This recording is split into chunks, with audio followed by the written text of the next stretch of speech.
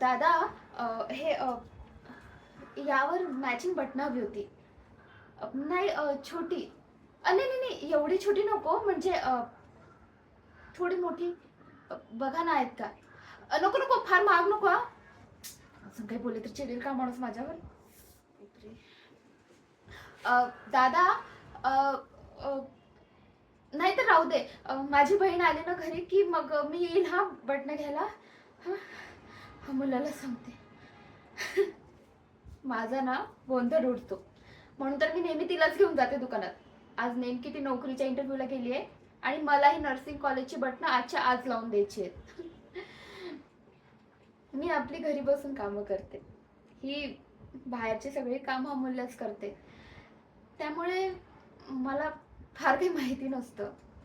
माझ्या अजून 2 लहान बहिणी आहेत हा, अंजली आणि अदिती. त्यांना पण सांभाळायचं असतं, आईची कामं पण असतात. आई डबे घेते ना लोकांचे, मी तिला मदत करते. अगदी कंटाळा की बारी खोलून बघत असते बाहेर, अंजली आणि अदिती कशा खेळतात बाहेर. मी नाही जात बाहेर. तो विक्रांत भेटला ते पण एकदम अचानक. बापरे, स्वामी प्लीज प्लीज प्लीज, कोणा कळू देऊ नको. आरती, गप्प बस. आई बाबांना कळलं तर काय होईल?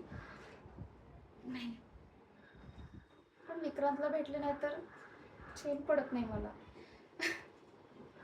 खूप प्रेम करतो तो माझ्यावर. आई बाबांचं कसं खूप प्रेम आहे एकमेकांवर, तसंच माझं आणि विक्रांतचं आहे, एकदम खरं प्रेम. बाबा अजूनही कंडक्टरच्या ड्युटीवरून येताना आईसाठी गजरा आणतात.